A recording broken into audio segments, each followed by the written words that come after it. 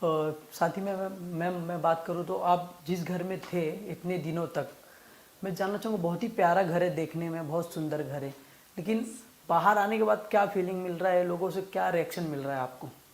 पहले तो मेरे फ्रेंड्स बहुत ज़्यादा ऐसे कर रहे हैं कि बहुत रॉन्ग है, क्योंकि वो लोग मुझे बहुत पसंद कर रहे थे। और वो घर बहुत अच्छा है, इनफैक्ट मैं भी बहुत इंजॉय करती थी। आप लाइव में देखोगे, बहुत डांस करना, ये करना, बहुत चिल करती थी। क्योंकि हम कभी ऐसे घर में नहीं रहे जहाँ पर फ़ोन नहीं हो, कुछ नहीं हो, तब भी इंजॉयमेंट कर रहे हैं, तो वो बहुत अलग फीलिंग है। जी। बिग बॉस से घर घर में कुछ ना कुछ सीखने को मिलता है, आपको क्या कुछ सीखने मिला इस बार? ये सीखने को मिला कि किसी पे डिपेंड नहीं रह सकते हम।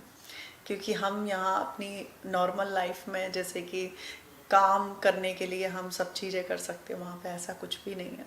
खुद से चीज़ें करनी पड़ती हैं, चाहे आप बर्तन का ले लो, चाहे आप झाड़ू का ले लो, चाहे खाना बनाने का ले लो, सब कुछ हम लोगों को मिल बांट के करना पड़ता है। तो मुझे ऐसा लगता है कि वो एक बहुत सीख है लोगों। मैं तो वैसे भी घर का काम करने में एक्सपर्ट हूँ, बट अभी जैसे कि लोगों की लाइफ जो है कंफर्ट हो गई है, तो मुझे ऐसा लगता है कि वो कंफर्ट के लिए जो हटाने के लिए जो चीज़ें हैं ना, वो बहुत अच्छी हैं बिग बॉस में। जी। साथ ही में बात करूँ सना की, तो आपका और सना का टक्कर था दोनों का, लेकिन आप बाहर आ गए और सना नहीं आ पाए, सना को बचा लिए लोग। हाँ, इसलिए बचा लिया क्योंकि सना बहुत कमज़ोर है। सबको पता है, यहाँ तक का ऑडियंस को भी पता है कि मैं स्ट्रॉन्ग पर्सनैलिटी की हूँ, मैं किसी से दबती नहीं हूँ। मैं जो भी होता है मुंह पे बोलती हूँ। तो सना को कभी भी, सना तो इस हफ्ते नहीं अगले हफ्ते निकल जाएगी, तो वो तो नॉर्मल है, वो घर में भी है तब भी पता नहीं चलती है। तो लोगों को पता चलता है कि हाँ, जब स्ट्रॉन्ग पर्सनैलिटी है उसको पहले निकालते हैं, जिससे ये हमारे पैरों का कांटा ना बने। तो मुझे इसलिए निकाला। और ऐसा कौन सा कंटेस्टेंट था जिसको आप उम्मीद भी नहीं था कि ये बंदा मुझे वोट नहीं देगा, लेकिन वो बंदा आपको वोट दिया? मुझे अभिषेक। अभिषेक। अभिषेक मुझे नहीं पता था, बट उसने, अभिषेक ने मुझे वोट दिया। क्योंकि हम लोगों का बहुत फाइट भी होता रहता था, कभी कभी मैं मुझको बच्चे भी बोल देती, मतलब बहुत सारी ऐसी चीज़ें होती थी। तो उसका उम्मीद नहीं था, इनफैक्ट ईशा का भी नहीं था, तो ईशा भी ने भी किया, मतलब जितने भी थे उन लोगों ने मुझे किया।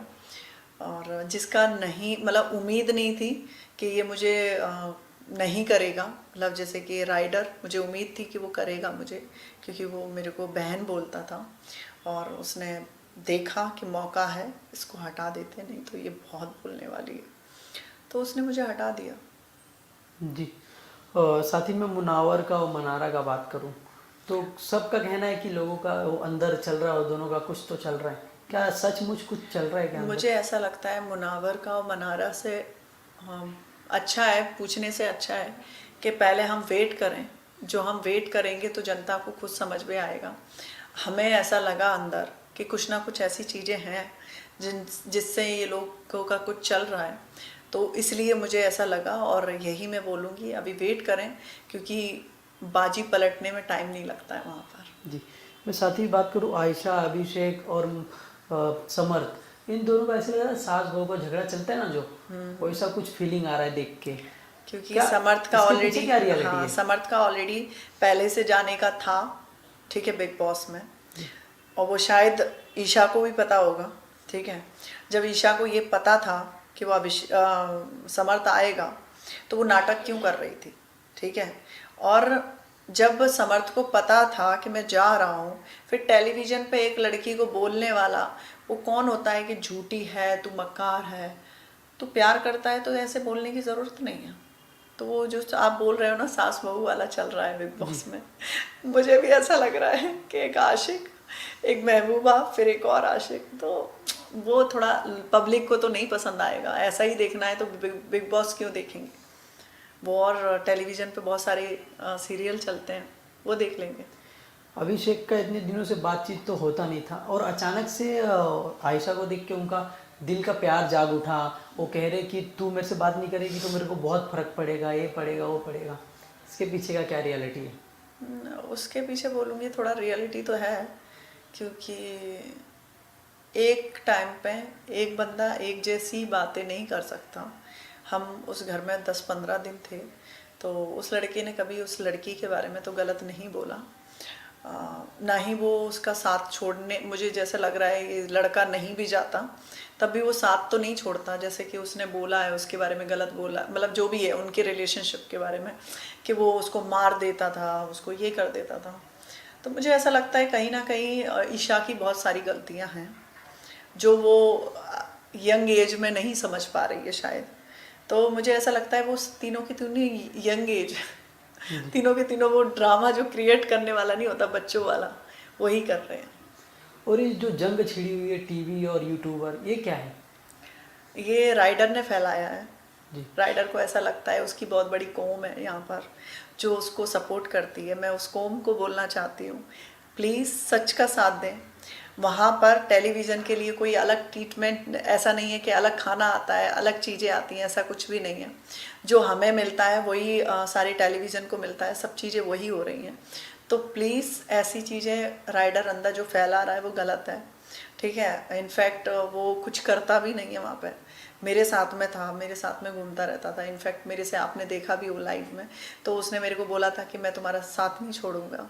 और जब बारी आई बात की तो उसने क्या किया, सना के साइड चला गया और सना से उतना बातचीत भी नहीं था उससे। तो मुझे ऐसा लगता है कि ऐसे झूठे इंसानों का साथ मत दो। आप भी एक यूट्यूब पे हो या टेलीविज़न पे हो, आपके अंदर भी ब्रेन है, आपको बस देख के समझना है कि ये सच क्या है और झूठ क्या है। जी। तो बस मैं इतना बोलना चाहूँगी कि किसी के बातों में आके आप लोग जंग मत छेड़ना। जी।